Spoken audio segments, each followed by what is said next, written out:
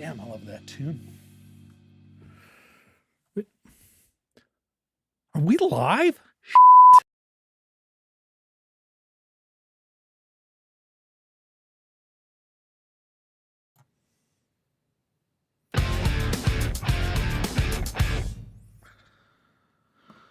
Well, hello, everybody, and welcome to another episode of Jim and Rob Overanalyze Movies, the live video podcast for people who love to talk about movies as much as they love watching them.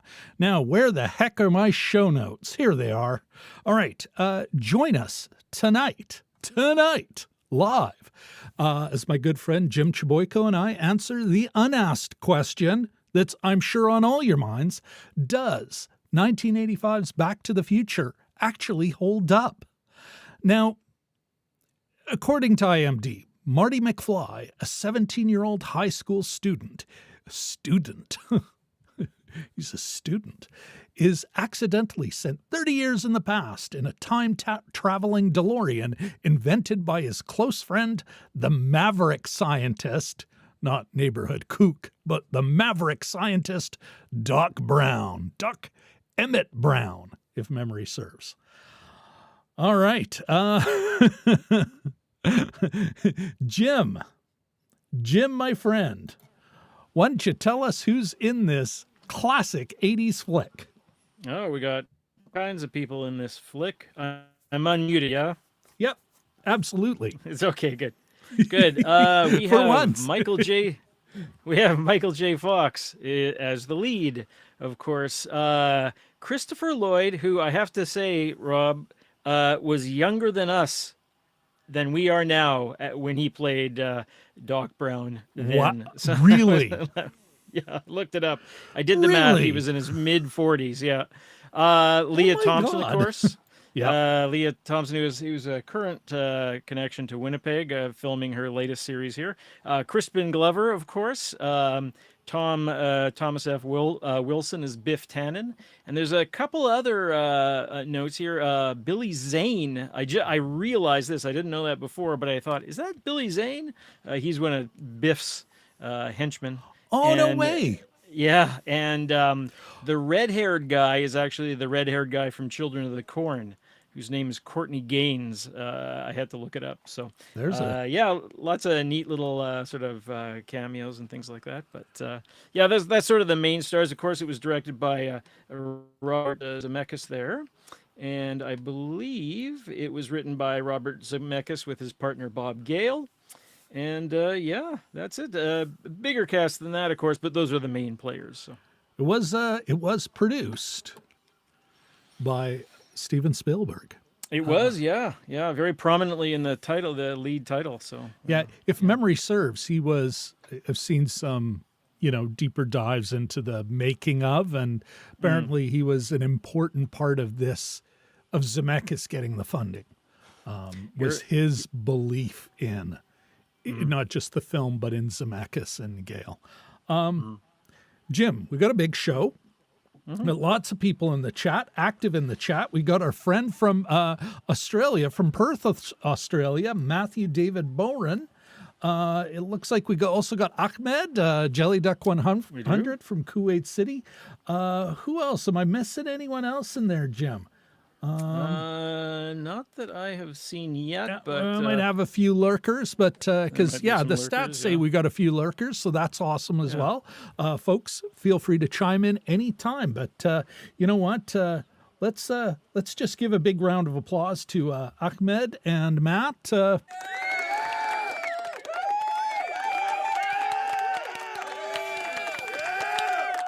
some good All right, applause. that's enough of that. Getting out of control. All right, Sounded Jim. like Biff was in there.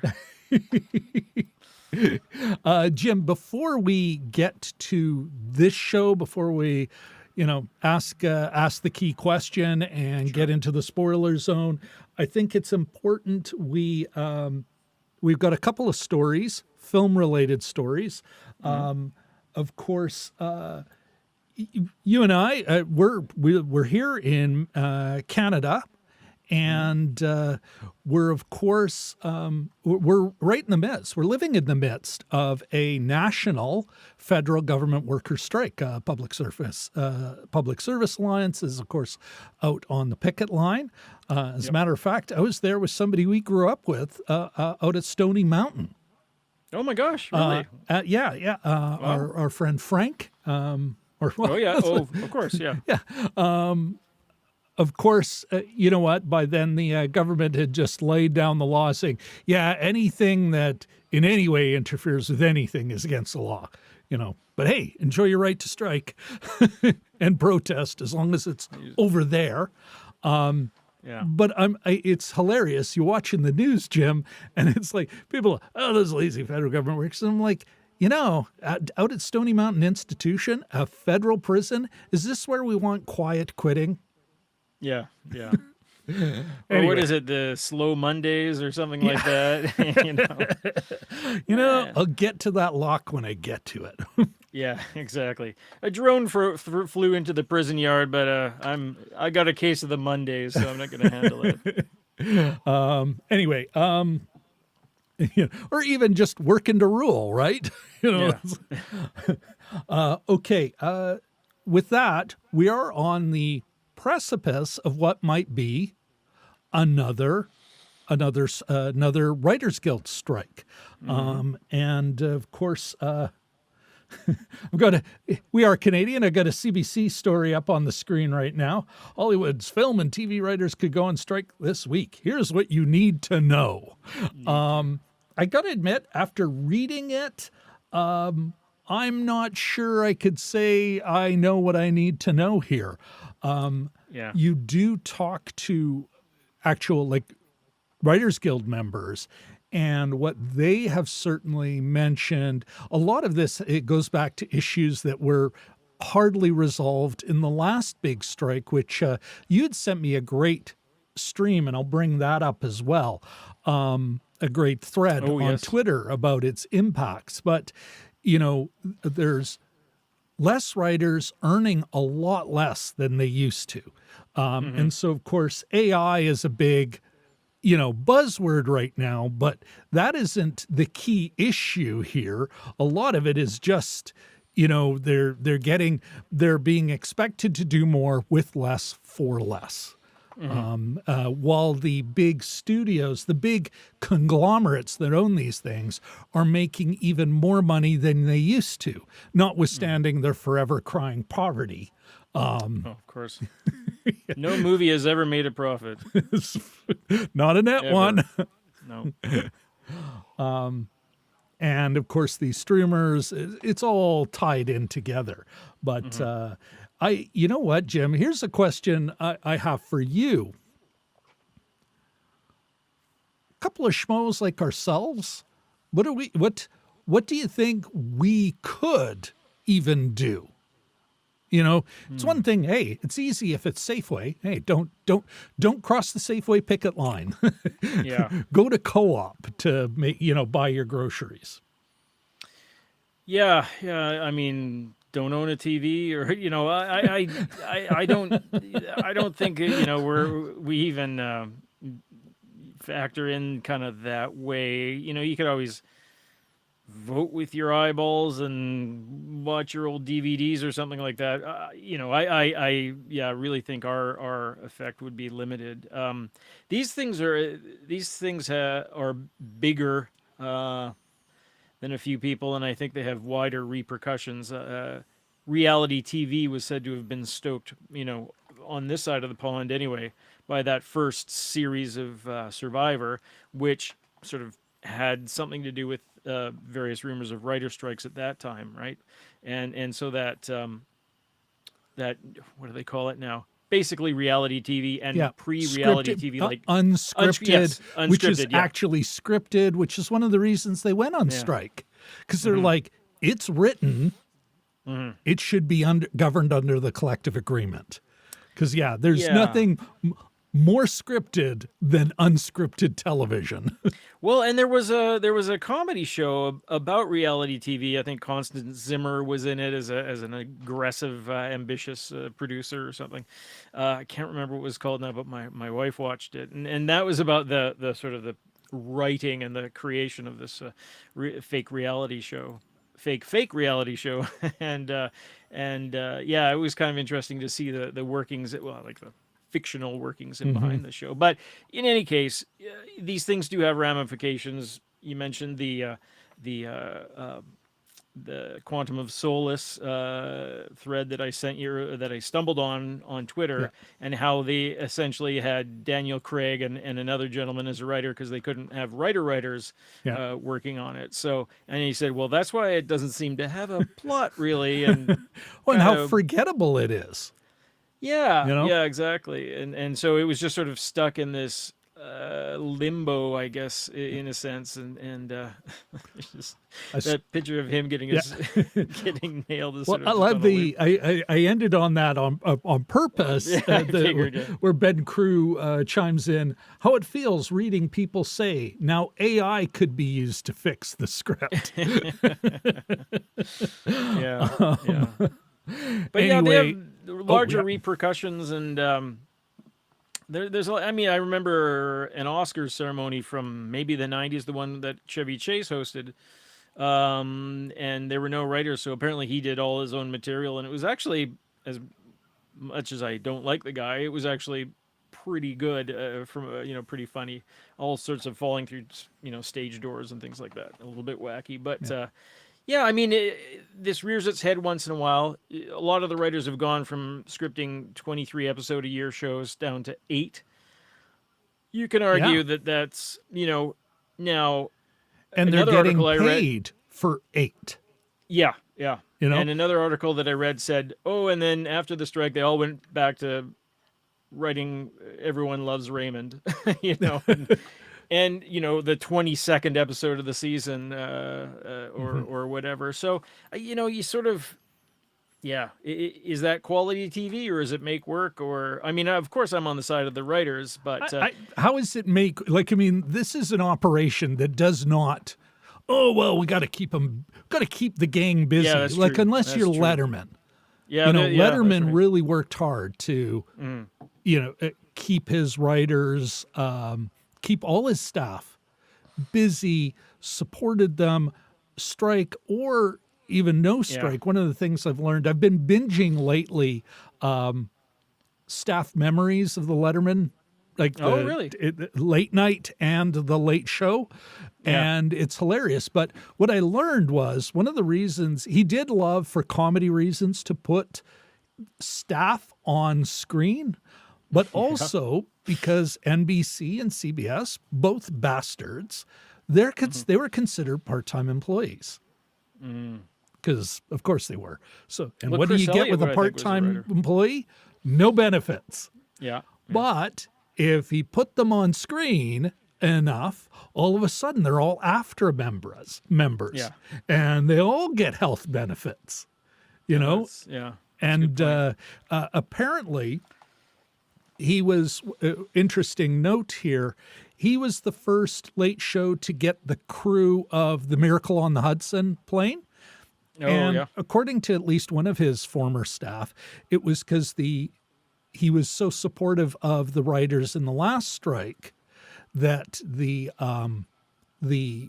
flight attendants union was super supportive of being there first. That's basically they lay. So we'll go on TV. That one for that guy. So I think there are ways we can support these folks. There's no line we cannot cross. No one's hiring you or I for to bang out a feature for them. But all right, Jim. We got one more story. And this is a Canadian story. Let me pull it up here. While you're pulling it up, that strike kicks in apparently in about 90 minutes. 90 minutes our time, but May 1st. So that's we'll hear more about it Monday, I'm sure. All right. A new streaming bill has I think it's by now become law. Yes, I think on Thursday, Yeah. the 27th, I think Yeah. was the date. It got royal assent. Yes, and for those of you outside of Canada, we have a thing called the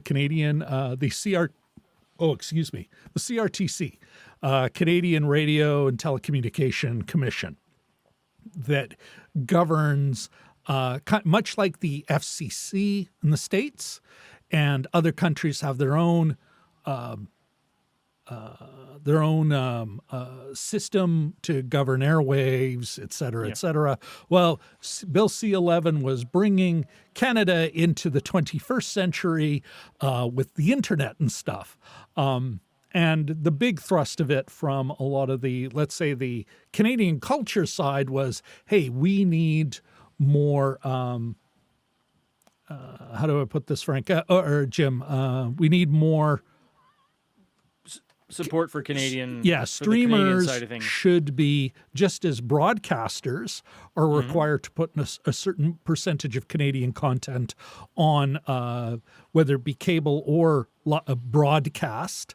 A certain percentage of their content has to be Canadian. They wanted to bring streamers into that line.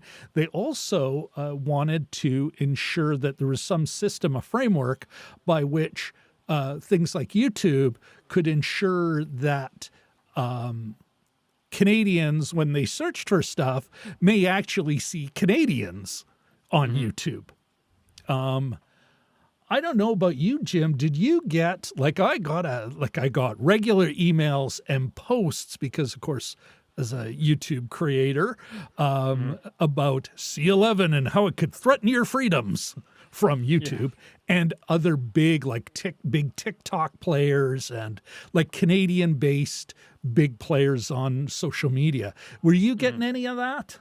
Got a little bit. Yeah, I imagine you got more, but yeah, I got some of it. Well, you're a parent, so you actually spend a lot of time with your children as opposed to, me online.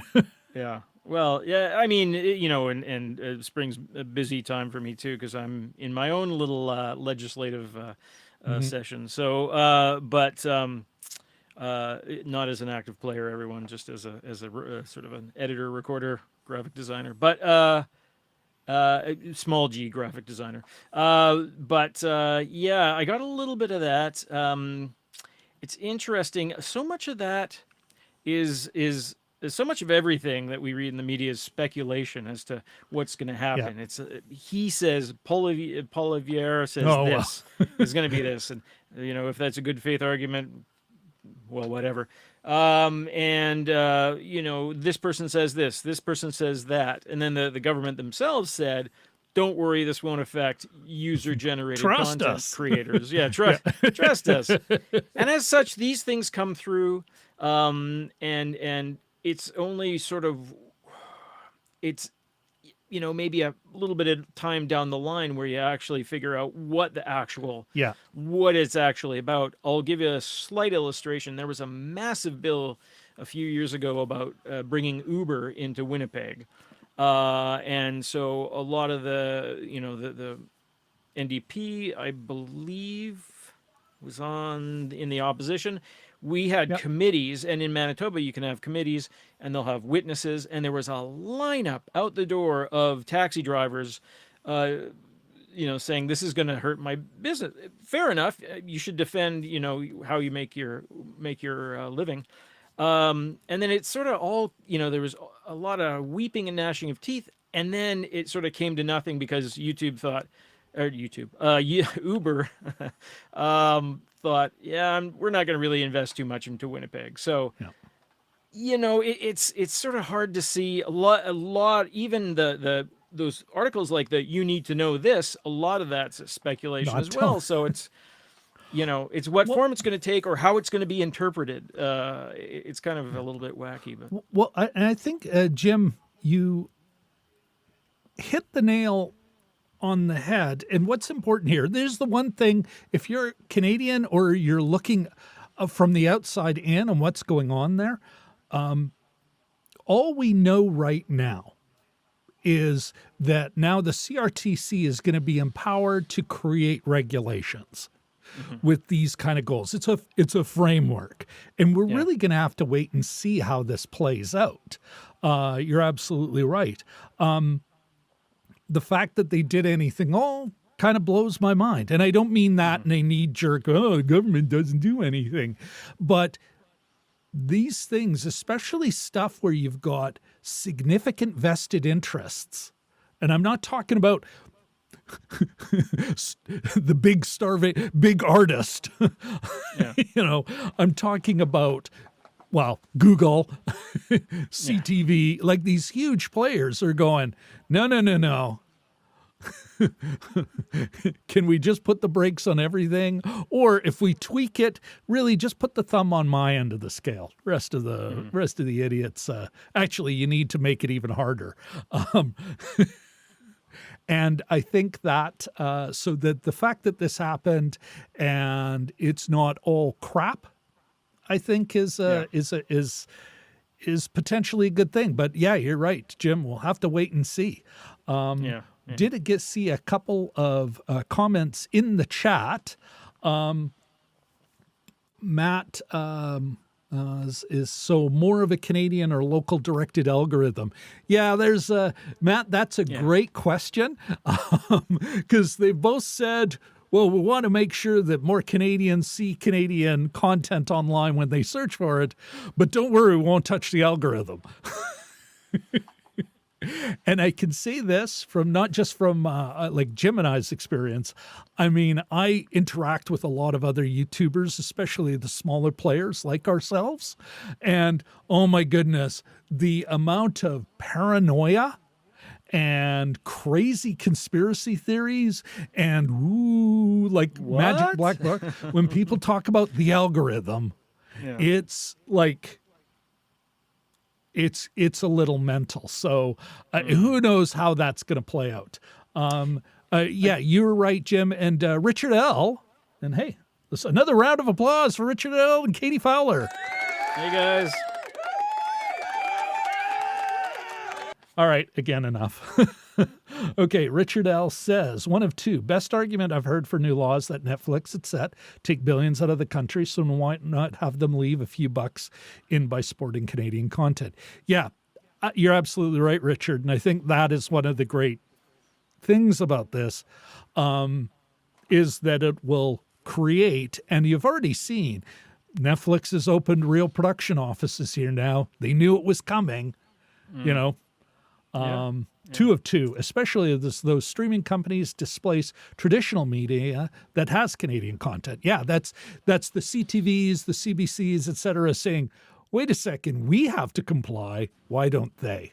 And it'll be interesting to see how that impacts YouTube, because YouTube is not just, this heaven of individually created content like us, Jim.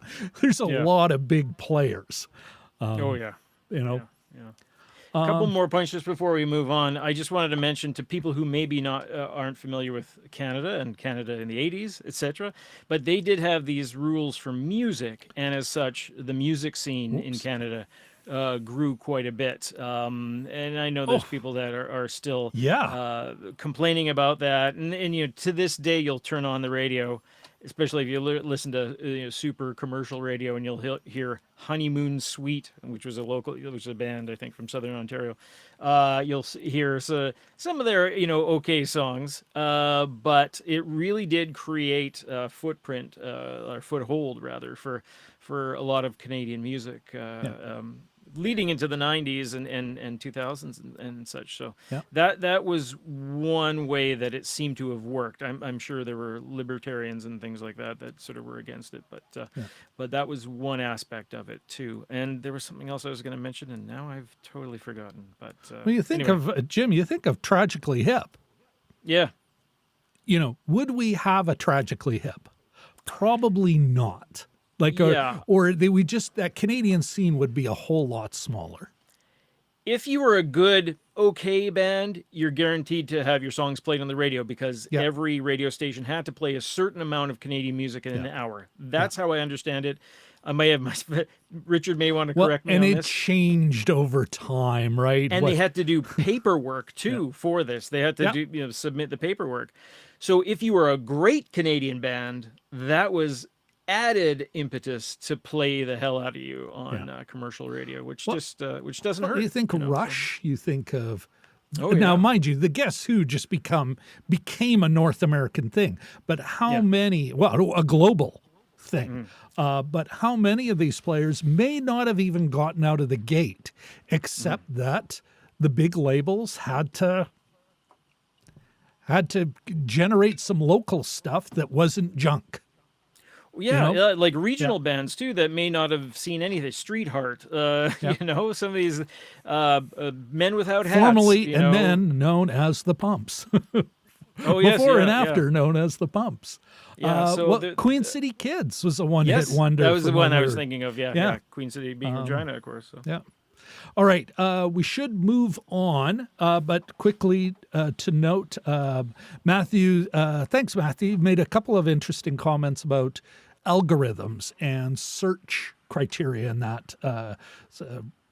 Folks, if I can make sure that this live stream, when it goes onto the regular, that I could keep that, I will.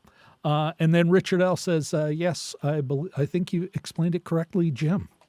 Yeah, thanks, And Richard. I That's think you good. did as well. It makes me feel more confident now about. All right.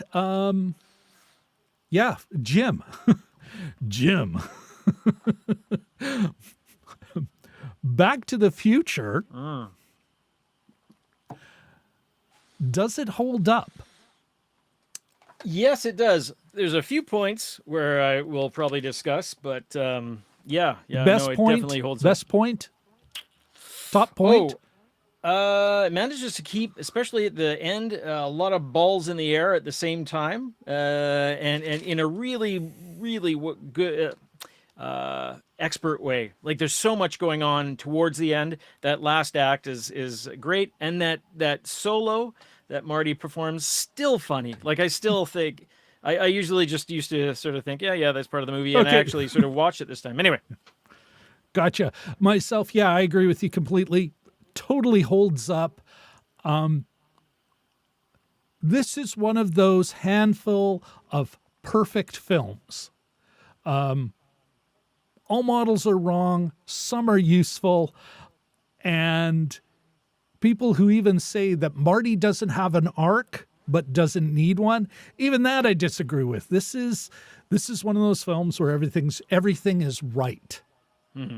You know? All right. Moving forward, just a sec here. Let me make sure I get this right here. Let's, Jim, let's enter the spoiler zone. Woo. Okay. Woohoo. All right. Jim, I wanted to ask you,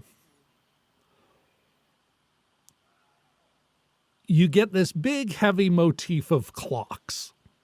Yeah. And time ticking in that. And on one level, you kind of get it. Yeah, it's all about what happens at the clock tower.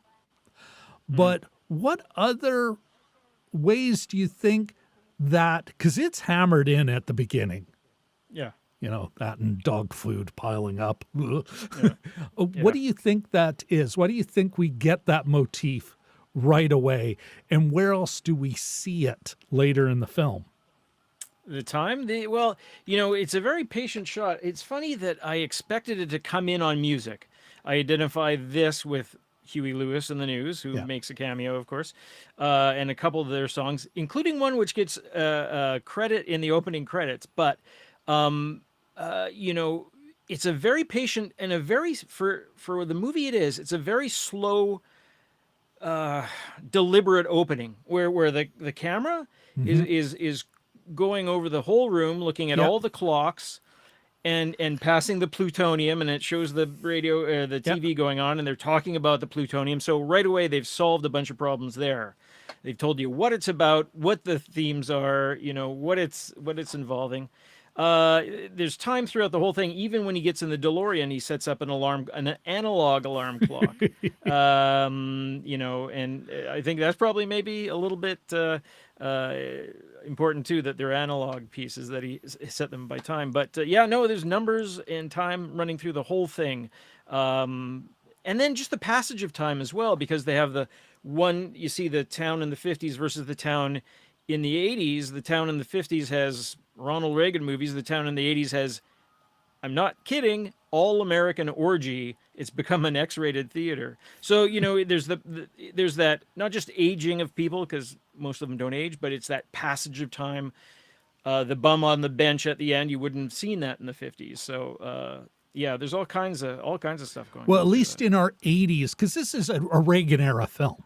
Yes, yeah. So I think in those 80s, in the 80s we grew up in, the 50s was already being mythologized and fetishized as this perfect time. Yeah. None of that happened. That's a later thing, Yeah. Yeah. What do you think of is there anything, and I'm kind of riffing on something the Matt and Richard are talking about in the chat, and they're talking about the photograph, and of course plot holes abound. I'm like, that's a movie thing. Yeah, photograph, that'll do the job. Yeah, it's visual. Yeah, it's easy, right? But is there anything really actually wrong with this flick? There's nothing wrong with it. The Like interesting even thing, weak. yeah. The cast is super strong too. I didn't mention that in my opening sort of comments, is that Crispin Glover's insane, and it's wacky, and it's maybe not subtle in places, but I was actually affected by Christopher Lloyd's performance. For every kind of Kramer-like kind of whoa that he does, there's when he's saying goodbye to Marty at the end, there's a real warmth there, and there's a real moment there, and he's not just all shtick, he's not just all caricature. But how did I get onto that? Oh, is there anything wrong with it? Yeah. Topic-wise, and I didn't realize this, and maybe it's nothing wrong, but the cornerstones of this, not just the time, but there's sex and violence throughout. And I was thinking, Robert Zemeckis, it's a bright, colorful movie. It's about the 50s. Marty's got a big orange windbreaker on. Everything's, despite the troubles, everything seems kind of hopeful. But I thought, the dreaded words gritty reboot, or imagine if this had fallen onto David Lynch to do, and they said, okay, David, make this movie about a rapist who terrorizes a high school, and also a guy who is very close to sleeping with his own mother as a teenager. And have at it. I think you'd have a very different movie here. Absolutely. But can you imagine like a different director working on this without the sort of the notes from Steven, but the sexual things were kind of alarming, because on one hand, the Crispin Glover's character is actually a peeping Tom to her, which is not a victimless crime. It was a thing back then, and they had stakeouts for it. In fact, the last police officer killed in Winnipeg died on a peeping Tom detail in the 70s along Stradbrook. So, so that's kind of creepy. And on the other hand, she has Biff, who I guaranteed has done what he's done before, because he doesn't seem that he's put off by the being physical with a woman.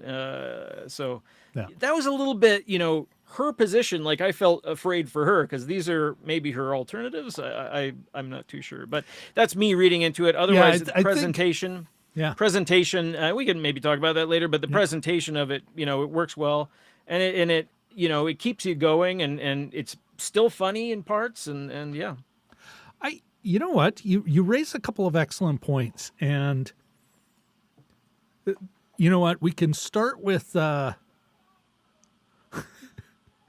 think the only part, so you've got basically a date rape, or acquaintance rape, to get heavy, acquaintance rape. yeah, I think it would still be classified as like a minor sexual assault. The peeping tom, the voyeurism, like I think that's still a crime. Yeah. How it would be classified, I don't know. Maybe somebody in the chat can identify that. And then, of course, incest, which, you know, you've only touched on it, but you see that a lot in commentary. Now, as far as there's only 3 where it's like, ugh, Yeah. because they play it off. Like the incest part, you can play that as comedy, and that's what makes that work. Yeah. Because she doesn't know, and he does, and it's his discomfort because he's got a, you know, and it's still showing a young woman who has sexual agency, you know? Yeah. And she is she's doing her thing. He is of course he's got to avoid it, and there's the comedy. It's almost Shakespearean, you know. Yeah. Whoa.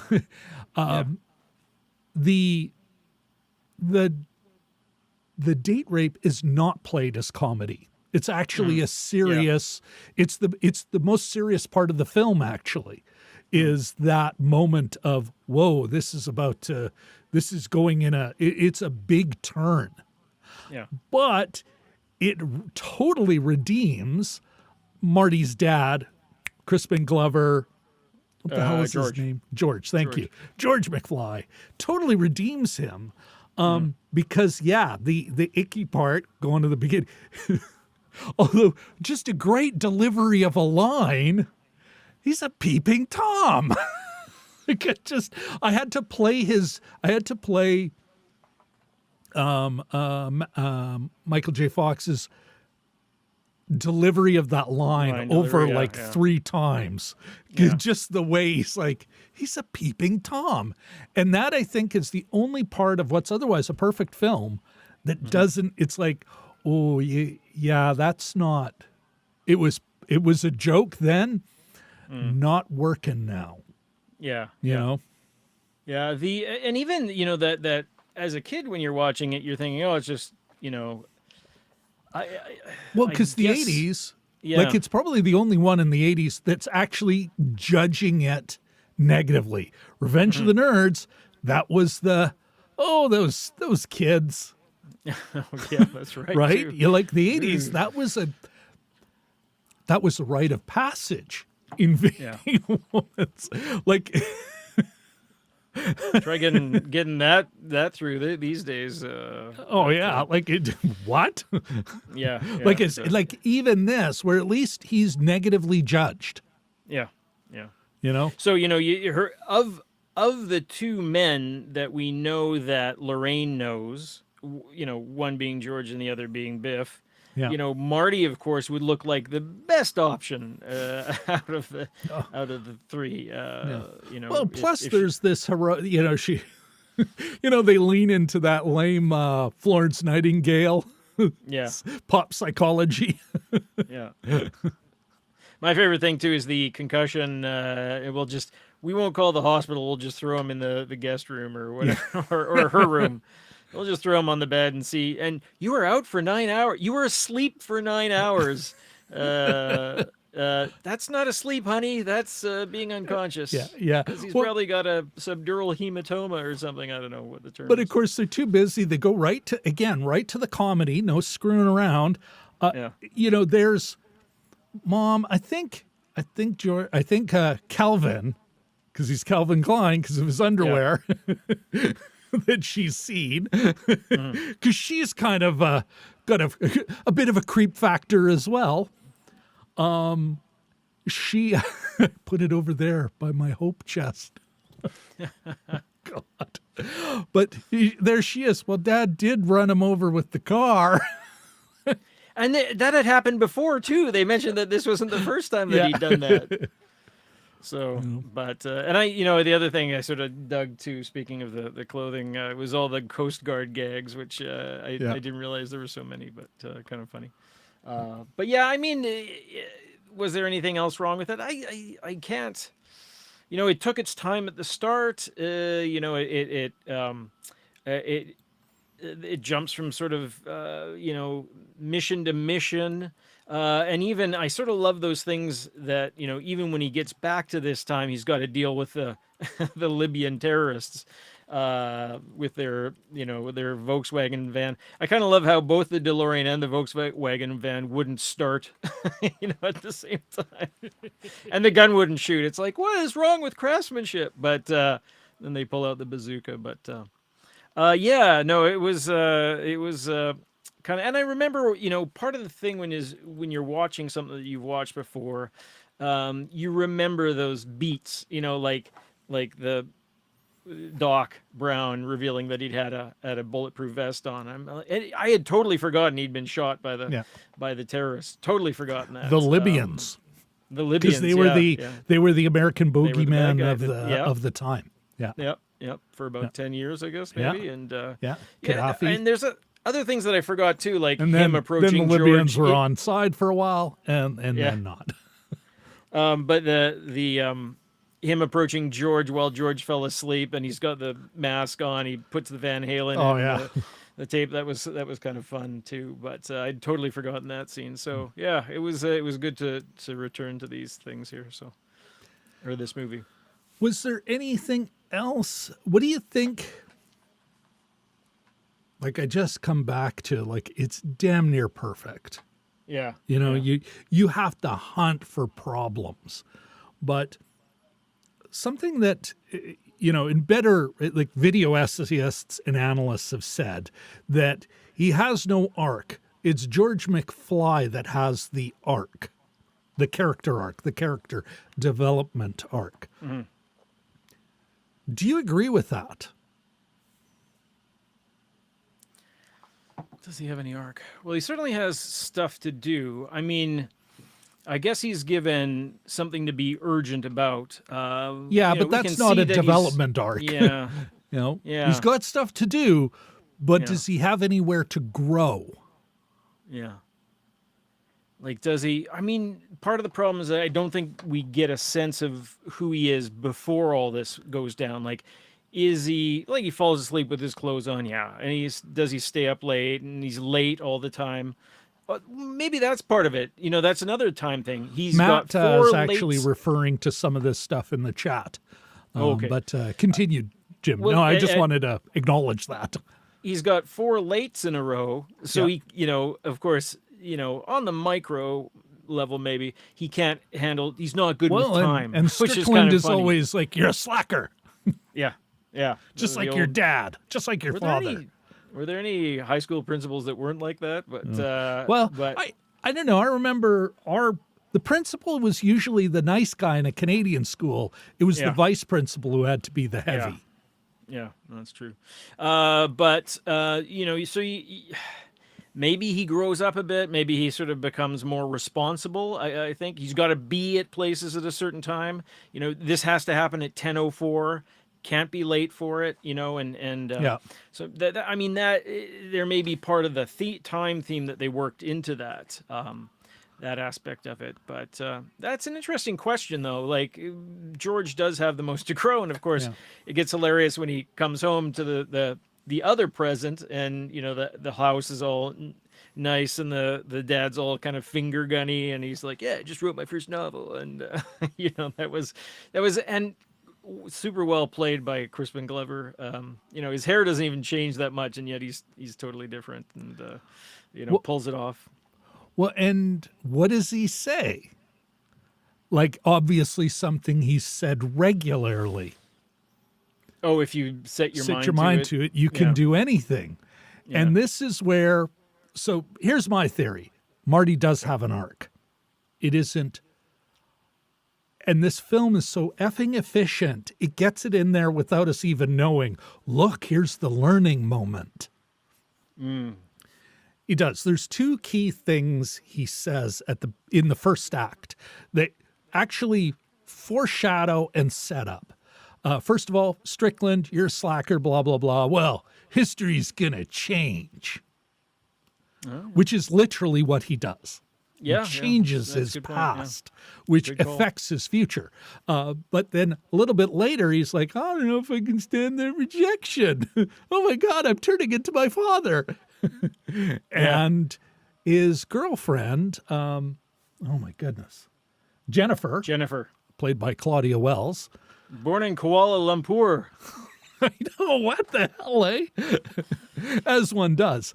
Yeah, exactly. But she says, oh, like Doc says, yeah, you say you can do set your mind to it, you can do anything. And all of a sudden you get back to the future. History has changed. And there's his dad who's become this guy because Marty had to become that guy and affect his father. Like, there's a lot of looping going on there because Yeah. no time travel movie ever really survives a too close a look. No. But I think it's there and it's so efficient. It's why it's so satisfying at the end. He does have to grow. You can't just have a character and go, woo, he got one. He has to grow, and he does grow.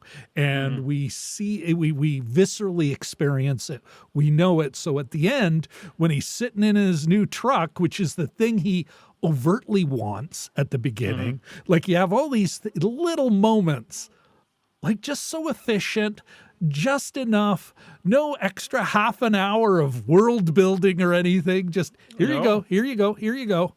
This is all you need to know. It'll all work out. Trust us. Yeah. And so, yeah, I would argue he does have an arc, and it's a clear arc. It's just a very lean one and an efficient one. Yeah, even you don't even. I was thinking, where do we spend time after watching it? Where do we spend time? And there's a couple. I don't mean this in the bad way. There's a couple set pieces, right? And there's some other things going on, but there's not a lot of BS. Like, there's not a lot of, like you said, world building. It just sort of goes from sort of almost mission to mission.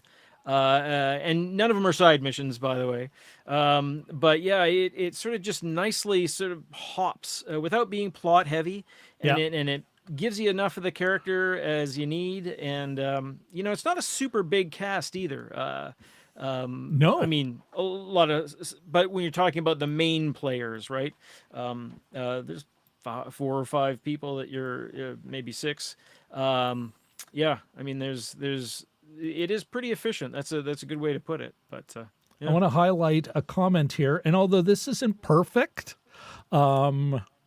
I can kind of highlight comments now on the screen. Oh. It's from Matthew, who says, Salamat pagi aga kabar, and I'm probably mispronouncing that in so many ways. Apparently, that's good morning, how are you in Malaysian/Indonesian. Oh, thank you, Matt. Very good. All right. What else do you think, like this movie does? It just kind of blows my mind how tight it is and how it's still funny. Yeah. Why do you think that is? Like, so often comedy doesn't translate over. It's culturally bound, but it also seems to be loosely time bound. Yeah. I mean, there's some that I don't think works. When he goes into some of that, you're out of date for the 50s here, kid. When he goes into the cafe and he asks for a tab and he asks for a Pepsi free. By the way, huge commercial placement all through it, like crazy commercial placement all throughout this movie. It's actually kind of alarming. But and then that doesn't work. So he goes, give me something without sugar. And he gets a coffee or something. But there's a lot of there's some really neat quick cuts. I wrote down the line when the guitarist from the band at the high school event hurts his hand. What was the line? He says, well, if you know someone who can play guitar, cuts to Marty on stage. There's no negotiation. It just cuts, and that's a funny cut. and you can do that.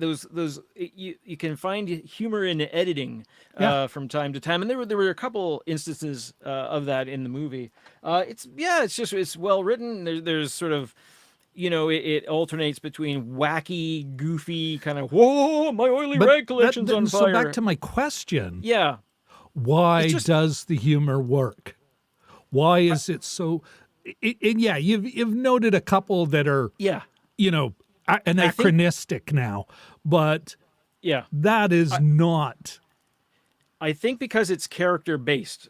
For me, the Yeah. funny stuff is always, or the it mean it works on different levels, but I find that character based humor, earned humor, there's a logic there, and it's sort of funny forever. Yeah, if it's consistent with the character, it makes sense, and it's funny.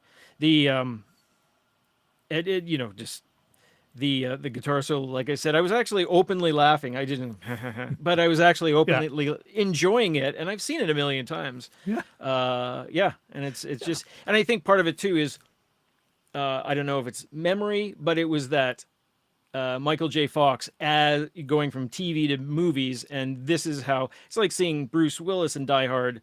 Those first few movies that he did is like a bit of a revelation. Maybe I'm still remembering a little bit of that, but he's a sharp, charming presence, and works well with Christopher Lloyd. I thought, Christopher Lloyd was funny as well. Still, Yep. No, why do you think then? Oh, that's another thing. This film survives multiple viewings. Mm-hmm. Like I slipped right into it. And I think some of it is, I'm going to answer my own question to a degree. Sure. Some of it is just, it's comfortable. This is an easy watch, Yeah. and I know it so much now that I'm like, oh yeah. But like you said, you're reminded of stuff. It's like, that is funny. That's good,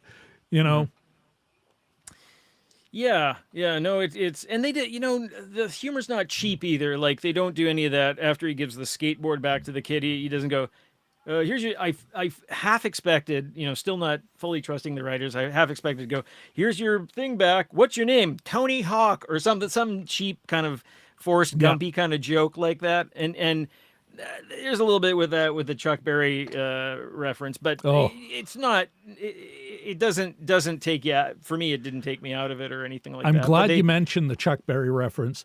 That is without doubt the one part. So you got the peeping Tom thing, lower on the offense scale, but still it's played as humor. At least he's judged. But I do, and I'm glad you mentioned it. Yeah, the thing another thing that really doesn't hold up is is a white guy who invented rock and roll. The La La Land moment of back in time. It's like, of course, a white guy had to go back in time to give Chuck Berry his unique sound. His sound, yeah. Here's the sound you were looking for. Yeah. Thank God for a middle. Dodged a cultural bullet there. Yeah, exactly. And that I get the comedy, and that is definitely. I can't remember if it was criticized much or maybe not. I mean, I was a teenager. I still had my head firmly up my ASS, but it certainly has been identified more since. Yeah. And so that part, there is a part that doesn't hold up, and it's that. I think, therefore, like some of these movies we look at, you got to say, sure, it holds up, asterisk. Yeah. I mean, having said that, you can make an argument that Marty knows about it because Chuck Berry, anyway, it's a loop. It's that thing where, you hold time travel up to a light. And, listen, and it's, it was a young urban... a young working class black kid from Brooklyn, and they did the same thing. Sure. Yeah. with a hip hop style or something. But yeah, I think the nice white kid, especially Michael J. Fox, that just oozes middle class white kid. Well, The street urchin. Is that what you're gonna say? just from the streets. Even his singing voice that they dubbed in is kind of like, is he 40? But that's fine. Yeah, That's fine. All right, Jim. What do you think? I mean, we've got that first thematic, that one of the key thematic statements. Set your mind to it. You can do it. You can accomplish anything. Was there any other message, any other theme that you saw going on here? Well, they didn't really. Like they had motifs. Time, was a motif. Clocks, I should say, were more motifs, references to time passing and that. Yeah, I mean, there was a distinct difference in Mill City. Sure. Between the 50s and the Potato, 80s. potato. Yeah. That there had been, I mean, they do talk about Reagan, oh, who's the president now? And he says, oh, Reagan, the actor. Yeah. And there is a change, not for the better, of the downtown core anyway of Marty's hometown, and the theater changed. There was graffiti when he crashes the DeLorean into the building. It's a former theater that had now been converted taken over into by a church, a revivalist kind of church. Happened to a lot of places, and that was not a sign of doing well. Identifying that escape from the downtown that every city was going through. Yeah. In North America. The The death of Main Street, let's say. A little bit of that, and they didn't really expound on that too much. I don't think it was that kind of movie, but they sort of hinted at some kind of decline in any case when they didn't have to. And he comes back, and there's the newspaper all over the place, and the bum on the bench. There's the famous story of filming Night whatever, that cop show in Toronto, where they had to dirty up the streets to make it look like New York, and they had to promise to clean them up after the shooting was done. So so I think there's maybe a little bit of that, but they really kept their foot off the pedal, the DeLorean pedal. Hill Valley. Is it okay? California. Yeah. Thank you, Matt. Thanks, Matt. I think that's there's the unintended, the unintended subtext. The 50s was better. It was cleaner. Yeah. Everyone was more clean cut. Yeah. Although, so there is that, but there's also some undermining of it. Again, let's go back to Lorraine's sexual agency. Yeah.